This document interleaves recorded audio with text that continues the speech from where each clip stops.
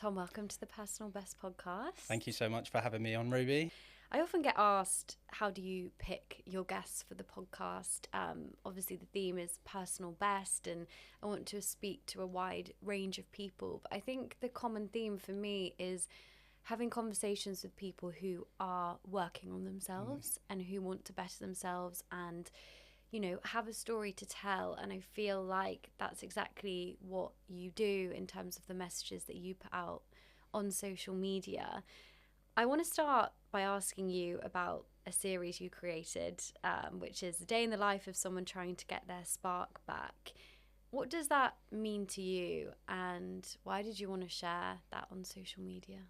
Yeah, so I think one of my main motivations for sort of starting that series was I kind of found myself over the last few years in like a lot of anxiety, depression from things that maybe have happened in my past, a lot of loss and stuff like that.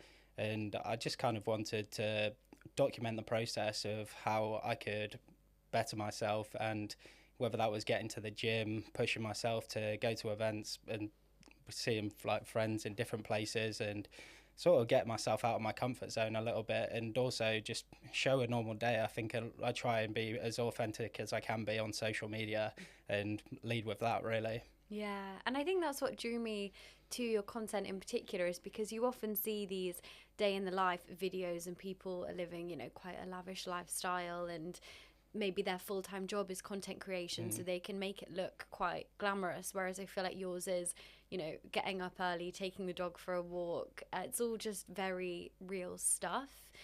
But I want to dig in a bit more to the reason why you started posting on social media. And I know you shared that initially it was because you were dealing with feelings of anxiety and depression, and, you know, by sharing that you wanted to maybe open up to people and like tell people that they're not alone.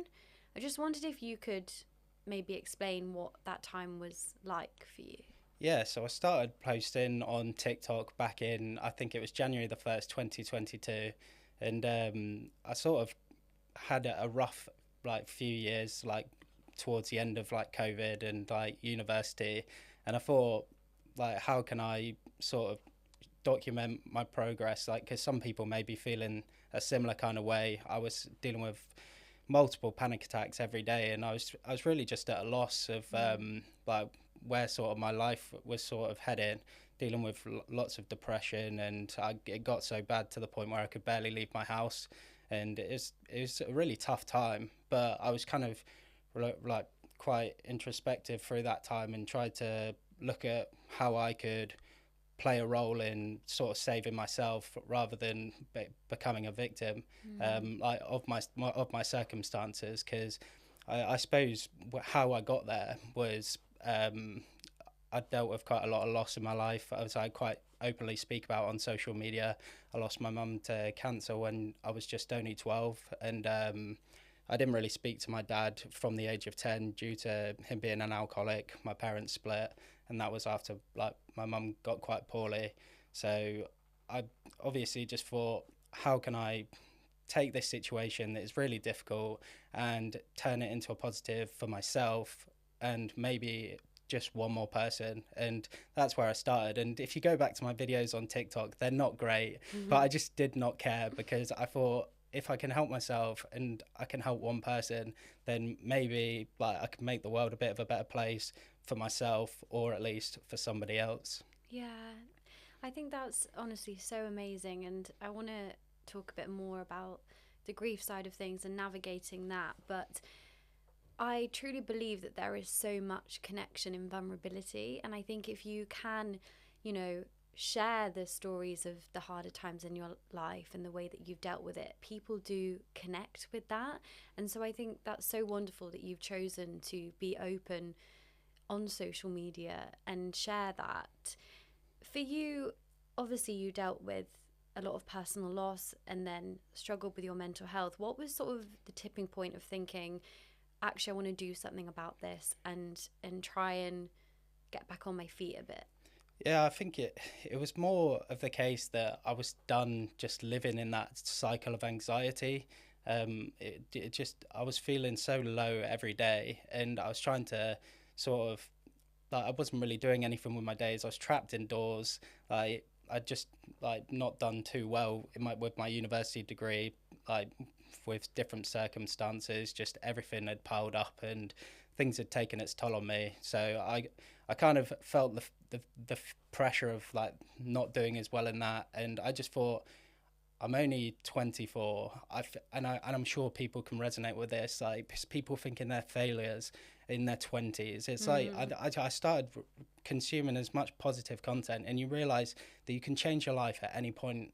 At any point, whether you're in your 30s, 40s, 50s, it's a decision made by yourself.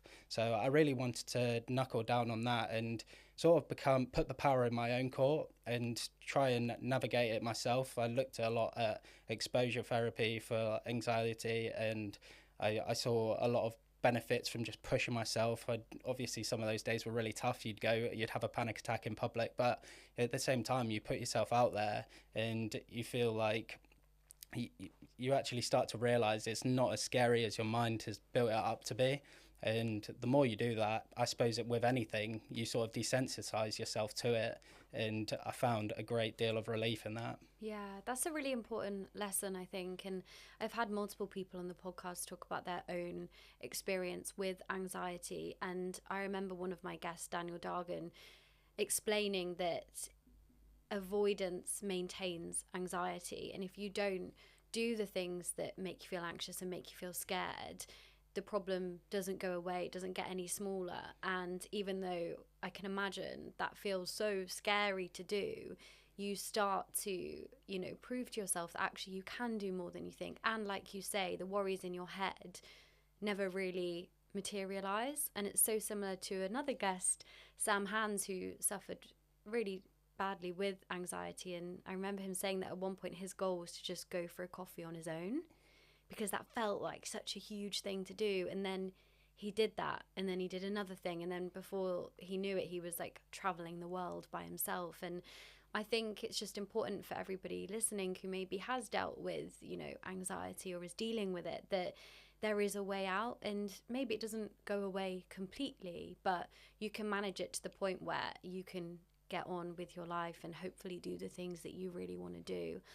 You also mentioned how sometimes you're still a bit harsh on yourself, and maybe you feel like you're not where you want to be, but by looking back at 24-year-old you who couldn't leave the house without panic attacks, you realize how far you've come. How do you sort of keep that in mind when maybe you are having those days where you feel like you're being tough on yourself?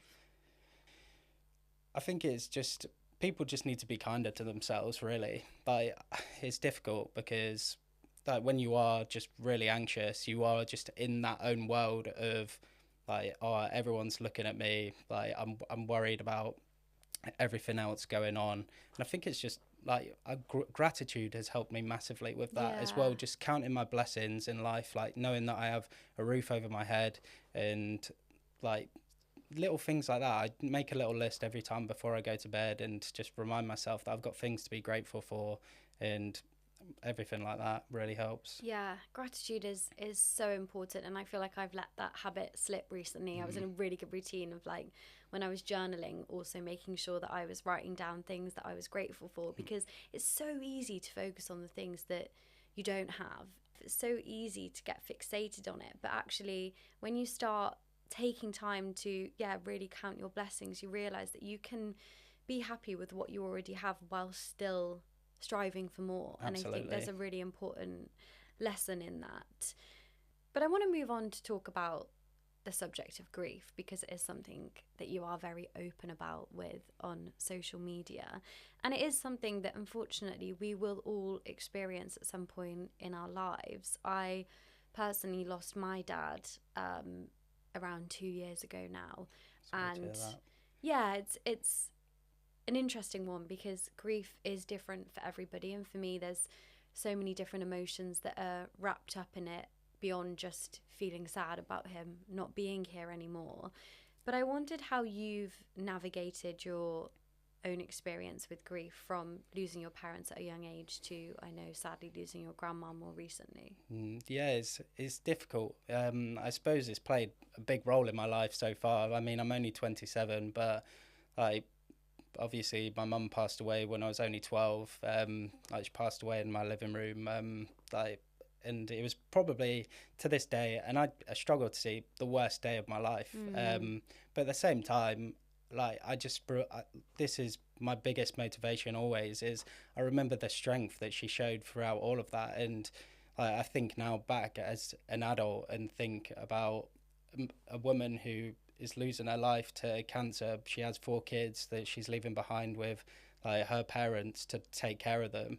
And I remember the resilience and the strength that she showed. Like she it was still taking care of everyone else in her final days rather than everyone taking care of her. And I suppose that in itself has been a really tough thing to navigate throughout sort of my teenage years, adulthood, because I went from living in Hampshire and moved all the way up to like Nottinghamshire.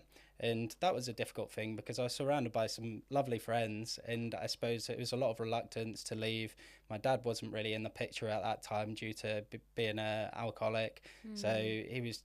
It was a difficult time for him, like I can imagine, but he just wasn't around to be the dad he probably could have been at the time. So, I mean, I tried to navigate that time as best I could. I think when you're a kid, you don't realize how resilient you are. I think children are really resilient, and they do adapt.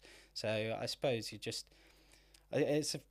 I suppose Martin Lewis said his childhood was over when his mum passed away. Like I always think of that, and I felt that a little bit. Maybe not as dramatically. There were still some amazing moments, and my grandparents did the absolute best they could. But it has been difficult, and you do even now find times you miss your mum terribly, despite not having her around, not really knowing her in my adult life as well. But for you hear stories of family friends and stuff like that, and same with my dad. I didn't really have a relationship with him, so it was a completely different experience going through grief, like with my dad, because I hadn't seen him since I was like 10. So it was sort of like mourning your dad, but not mourning someone I didn't really know. So there's a lot of it. And I think that's the thing with grief.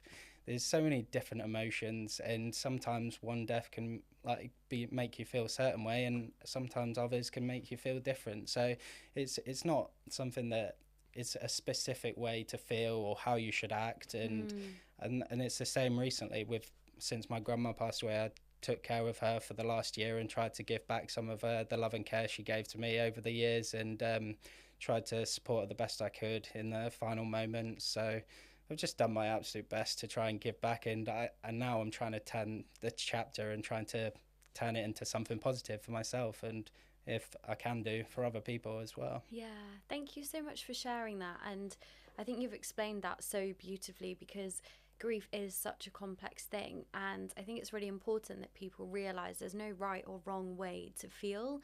You can feel sad, but you can also feel gratitude that you loved somebody, and you can feel angry, but you can also, feel like you want to turn it into a positive experience. And I think that is so amazing, and clearly that's what you are trying to do. But how have you managed to kind of move forward with a smile on your face? I can imagine it's difficult at times.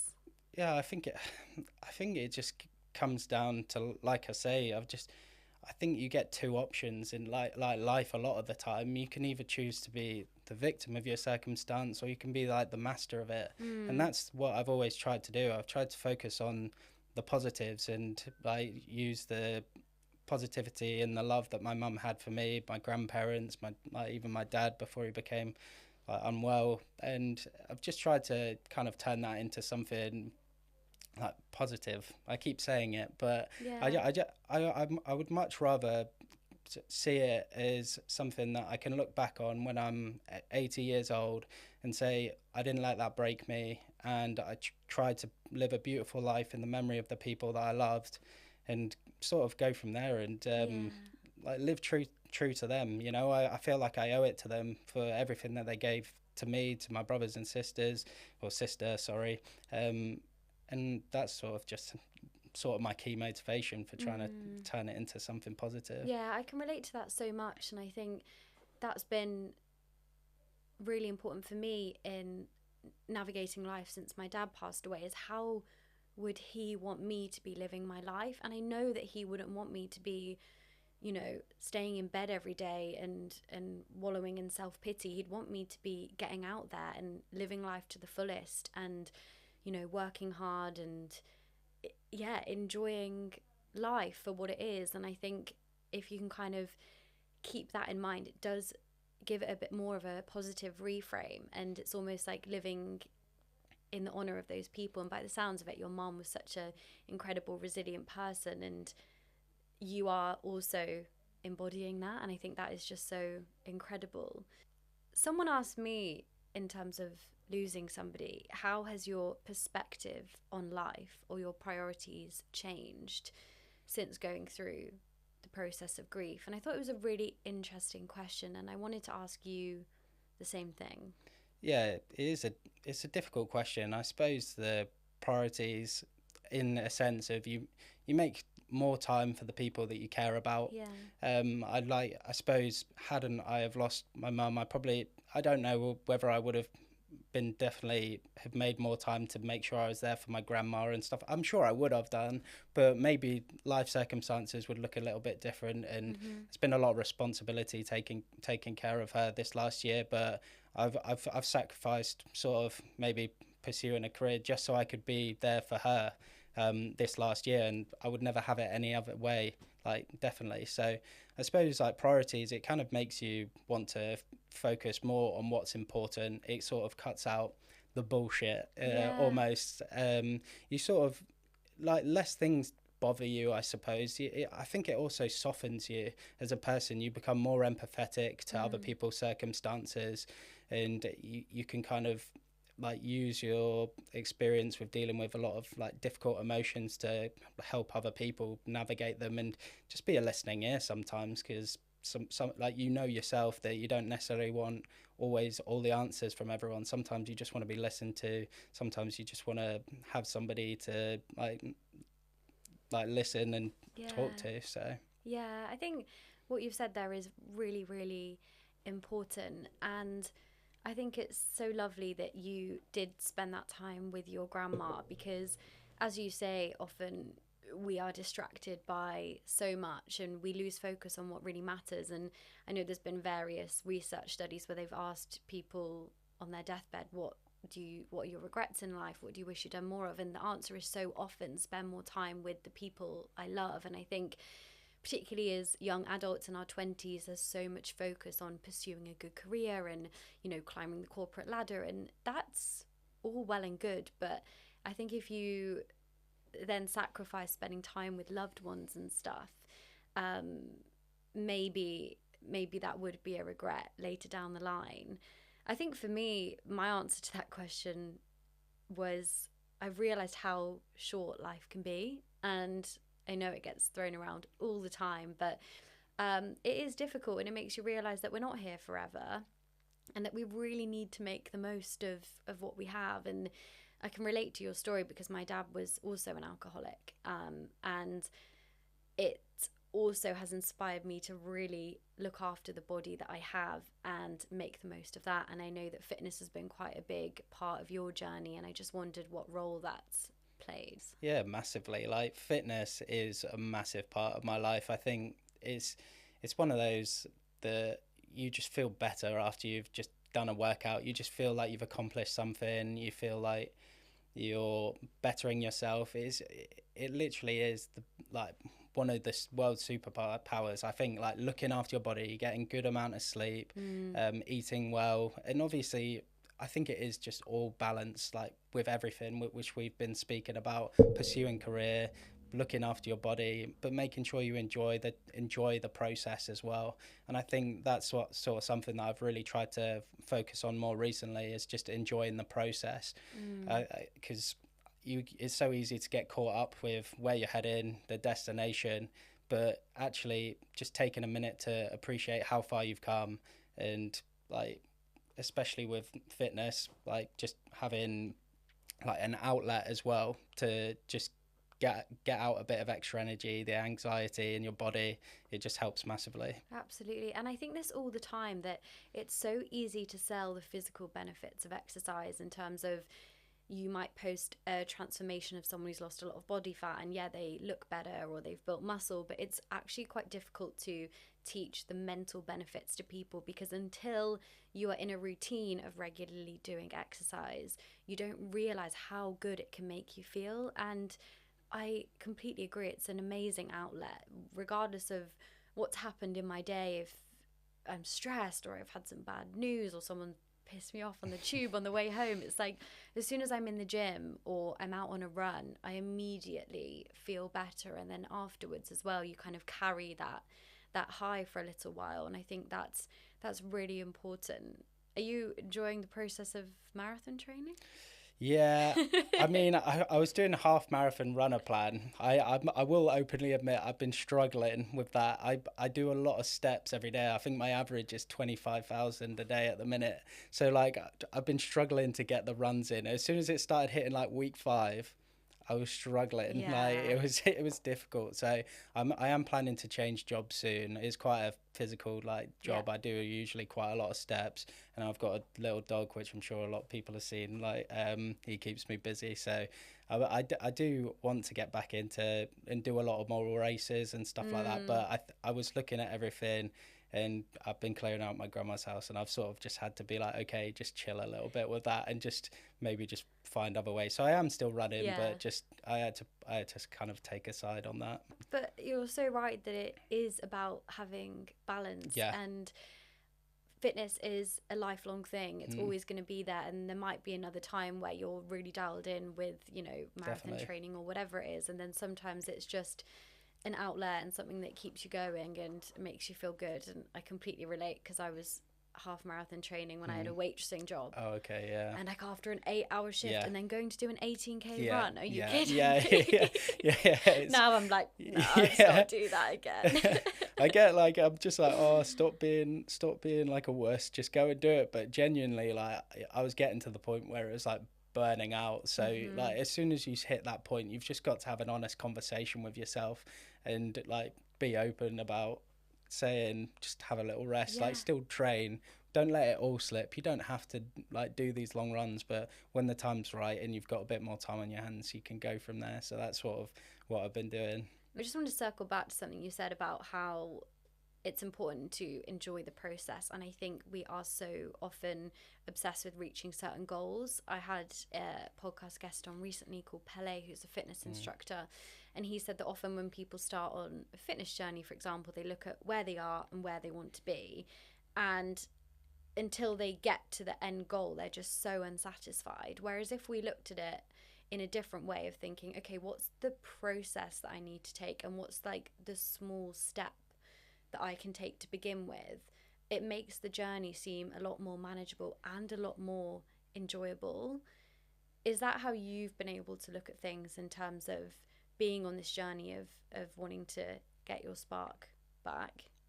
Yeah, definitely. I think that like the anxiety thing taught me a lot. Like when I was at my lowest point, I really was just a shell of my former self. Like I would say I'm quite extroverted, loved going out, seeing friends. And I think that was a really big thing, because I'd gone from all of that to somebody who just wasn't doing anything, wasn't looking after themselves, wasn't able to get to the gym, wasn't even able to leave his house. And breaking it down, I always say, and a lot of people say, it's not about being perfect, it's just about being 1% better. Like, and just breaking it down into achievable goals, because like you mentioned, we always think of the end goal, but actually we just need to look at what can we do in the situation to better our circumstances, because it's the only time that anything actually exists. You know, we can't change the past, we can change the future, but we can only do that through making those small 1% changes. And a lot of it was just like, it sounds crazy, but it got to the point where I just was like, right, I'm just going to stand outside for a little bit, like of my front door, because I couldn't even walk to the end of the road because of like the fear and the like physical sensations of anxiety. And that taught me so much about just little things. Like it got to the point where you get to the end of the road and you're just like, and because you're in that little world, you feel like you've accomplished and beaten the whole entire world, because it means so much to you from getting to that point where you're in a dark place and you can see a way out. So those 1% are the way out, I think. Yeah. Yeah, and again, thank you for sharing that, because I think it's amazing that like we're sat having this conversation today, and you've traveled quite far to get Yeah. here, and yet there was one point where walking to the end Yeah. of the road felt frightening. And I think it is important to mention that, because often we do overlook how significant these small actions can be. And I think when we look at where we want to get to, it feels so far away, but actually you can make small amounts of progress just by taking those small steps forward. And I think that's really important. I want to talk a little bit about your journey of posting on social media, because you've accrued quite a big following, and I think what you post is really wonderful. Why did you decide to, pursue that path, and what motivates you to create the content that you do?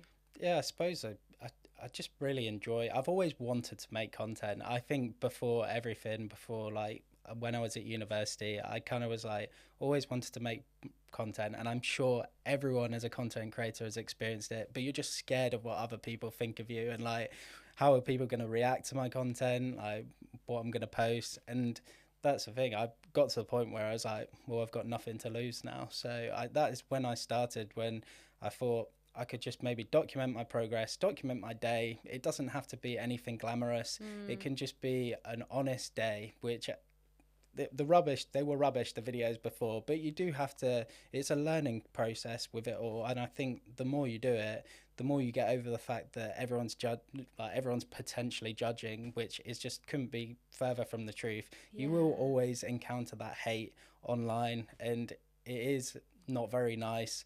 But also sometimes they're right. Do you know what I mean? When I read a comment and I'm just like, screw you, like, but you're right. And you sort of just have to be like, take it on the chin. Other times you're just like, fuck you, leave me alone. But it's all like riding the waves. And I would say the positive comments, because I'm just hopefully doing it for the right reasons, just posting my normal everyday, what I'm up to, trying to be the best version of myself, and people can kind of hopefully see that, like, and that shines through. And I think that's what all content should be. It should be you trying to shine through the content, and that's because that's what people want to see. Definitely. And I really do feel like your heart is in the right place when it comes to creating content. I think people have caught on to the idea now that it can be quite, a lucrative job, and that's the reason that they want to do it. Whereas you genuinely put out quite positive messages, and you're very authentic in the way that you present yourself as well. People will relate to the idea of being scared of what people will think. We've all been there at some point, but I truly believe that it's not embarrassing to be seen trying. And I think if people do tear you down for that, then that says a lot more about them than it does about you. And I heard this idea be explained as if you have to climb your own cringe mountain, and you're at base camp, and it feels like shit, like I'm doing this thing and people are going to find it cringy, and maybe you find it a bit cringy at the start to post yourself out there, but you kind of get to the top of cringe mountain and you think, oh, actually, like, there's something in this. And I also think it's important to realize that you're not going to be everyone's cup of tea, and that's okay. I post a lot of motivational clips and things from the podcast, and I realize that what one person finds motivating, another person might find cringe, or what one person finds interesting, someone else might find boring, and that's okay. We all want to consume different types of content, but you will find your people, and you will find the right people who are engaging with your messages. And I really feel like you've done that, and you've been able to build a bit of a community around yourself. Yeah, definitely. And that's what I'm trying to do with it all. Just to, like, I want to build like a nice community of people who are just trying to be the best version of themselves, or maybe going through a tough time and can look to someone who's trying to put out a positive message. But yeah, like, I think, like you say, cringe mountain, I think you just do need to get over that part of just the people care more than you think. Like, it is such a hard thing to get over, because I was saying to you before the podcast started, that I was struggling to post on Instagram beforehand, but I never would have got the following that I got if I just didn't just take the risk and go for it. And actually, I think it's probably one of the best things I've done, because I get so many nice messages, and you get introduced to people like yourself who are interested in similar things. So you, like, what have you got to lose from? And it doesn't have to be content related, it could be from anything. Just go in for it. And one thing I was going to mention is the Timothy Chalamet speech. Have you heard that recently?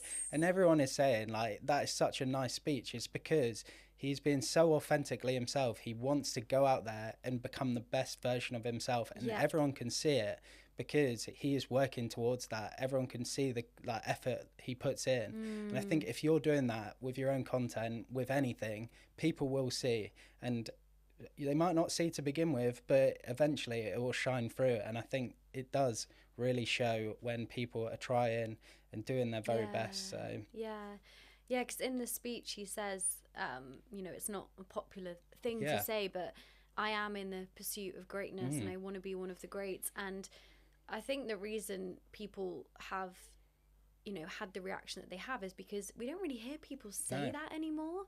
I feel like, especially in British culture, we try and just keep our head down and just, stay under the radar a bit, and we don't want to come across as overly confident or arrogant. But actually, it's okay to admit that you want to achieve great things and that you want to better yourself, and I think we should all strive for that. I think that's so important. Absolutely. And I think English culture can be quite negative, but it can also be quite like bantery, do you know what I mean? So it is knowing the difference.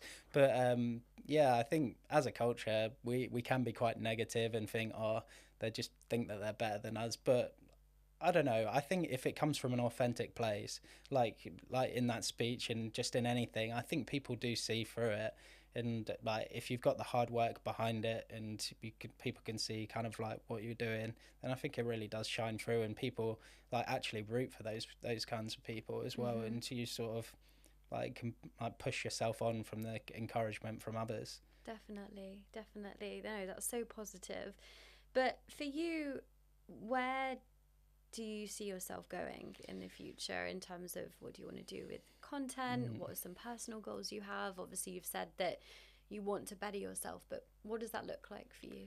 Yeah, it's a good question, and it's one that I've been reflecting on quite a lot since my grandma sort of passed away. Like, her house is on the market. I've got to go and move out and sort of just navigate life without parents or grandparents. So I've obviously got social media. I do make a little bit of income for it. I would like to do it full time, but only if it was with an actual pursuit that I'm properly interested in, and I hope that I can provide value to other people. So maybe one day, maybe building out a business through it, or where I can help people or anything like that. I suppose it's all just around in my head, but I'm hoping over the next couple of years I can kind of move towards maybe making content my full-time job, and hopefully helping people. I just enjoy helping people and speaking about positive things, so I just want to do my best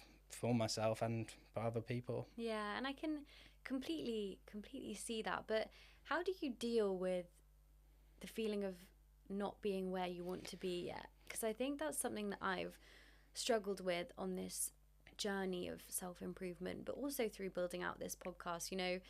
When I was at university and I was waitressing, I was trying to upload the podcast in the stock cupboard in between my shifts on a break, and I'd often carry this feeling of, I guess, bitterness that I hadn't made it yet, and I wasn't doing as well as I wanted to be. And I know that you shared your work life and you're doing the early shifts, and do you face that frustration sometimes? Absolutely. I really do struggle with it myself. Obviously, went to university, didn't get the grade I wanted to, and I knew I was capable of at the time.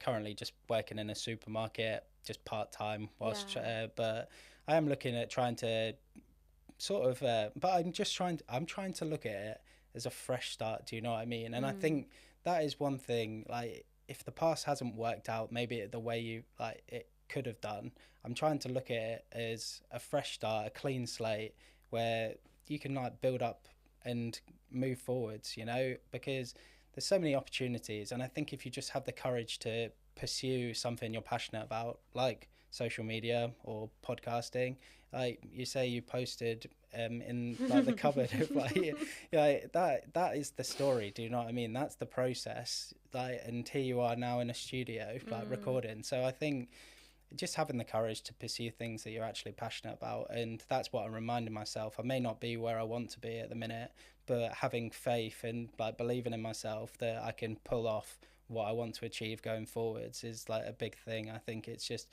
having that faith in yourself that you can like pull it off. So that's what I'm trying to remind myself of. But it is difficult. I mean, you look around and you kind of want to be somewhere you're not, but it's reminding yourself to trust the process. Yeah, definitely. That is something that I have learned along the way. And it can feel like you're kind of just trudging along and nothing's working and, you know, you're not getting the results that you want. And then suddenly you'll have a week where so much good stuff happens. You know, I might book in a guest that I'm really excited about, or a piece of content might do well. And I'm probably going to get this wrong, but I swear there's a quote that says people overestimate what they can achieve in, you know, 10 years, but underestimate what they can achieve in like a year. And your life can change so quickly. And, you know, I've had things happen in the past 6 months that, in terms of job and relationships and all sorts, that I wouldn't have planned for, really. And so I think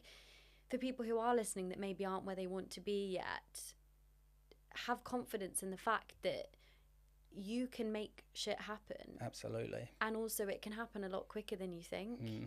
Yeah, absolutely. I think you can completely change your life. Sometimes you're just one decision away from changing life, whether that's moving to the city. I know you took the risk and moved off to London from listening to and stuff. So you can make decisions, and you've got to take action though. I think that's an important thing to highlight. You've got to be willing to make those difficult choices that feel really tough and difficult in the moment, but you actually have to push yourself to go and do those things.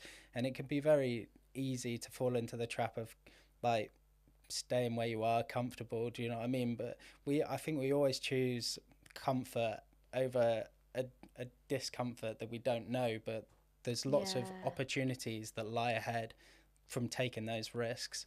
So that is something that I'm trying to remind myself as well. And people can make those for themselves as well in the direction that like feels like that they can pull themselves in. I think what you've said there is really important, that we do get stuck because we're comfortable. I had another guest, Hercules, and he explained if you are sort of at a crossroads with your life and you're not sure which decision to make, go down the path that's most uncomfortable, because that is where you'll get the most growth. And I think that's so important. It sounds so counterproductive, but I think it's so true. All the stuff that I've been able to do so far and things that I can look back on and feel proud of is stuff that originally felt really scary to me. And I think you can't go wrong if you just follow what you're scared of. Do you know what I mean? I'm trying to make that my mantra, because sometimes I sit there and I'm just like, oh my God, this feels so overwhelming. Like whether it's like making a video or like trying to do something. And I'm just like, well, that is just the direction I know I need to go to. Like, because maybe I'm avoiding it a bit too much, or maybe I'm just really scared of doing it. But actually, I'm just like, okay, well, now it's a bit clearer to me of the path that I'm actually need to go down, because that's where the most growth will come from me just trying to move towards that feeling rather than run away with it, which I've definitely done in the past, which I think, again, like you say, avoidance is what keeps you in the cycle of that anxiety. Yes. So I think moving towards the things that we're scared of, and the more you do it, the better you become at it. So yeah, you almost build that muscle. Yeah.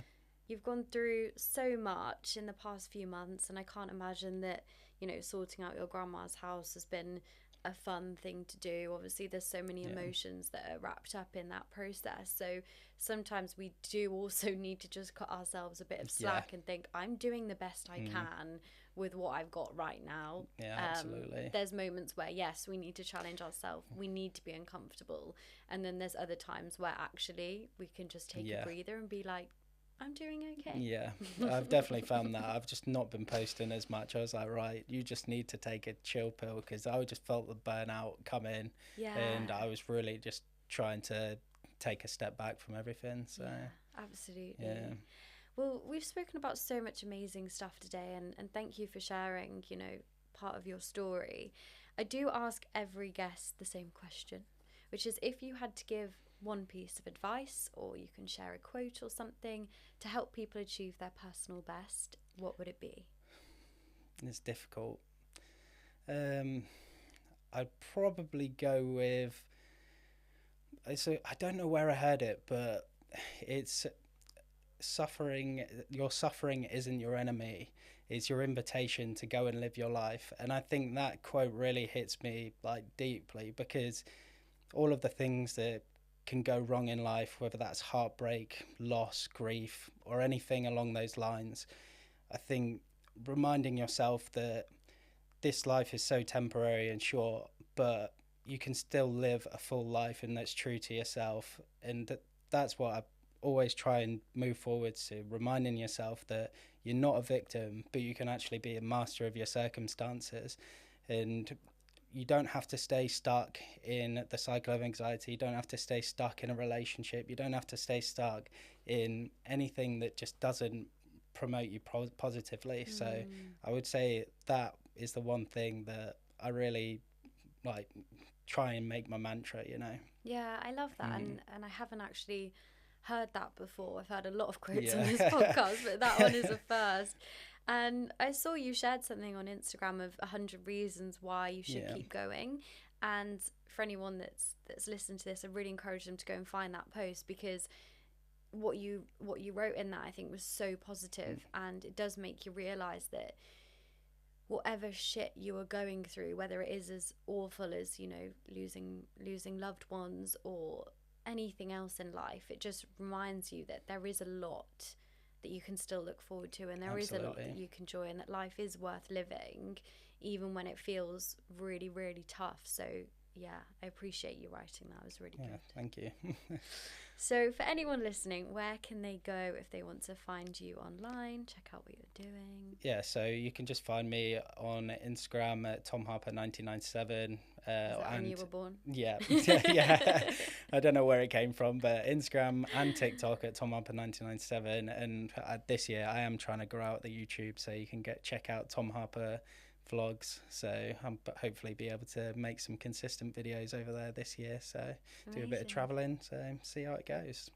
Well, thank you so much for being here today and sharing everything that you have. I know people are going to take so much away from this episode, and I'm personally so excited to see what you go on to do next, because I think you're going to achieve some incredible things. So thank you so much. No, thank you, Ruby, and thank you so much for having me on. I'm looking forward to seeing where you go with the podcast and everything. I'm sure, like you say, amazing places. You work super hard, so keep Thank smashing it you. yourself. Thank you. Appreciate that. And thank you, everybody, for listening.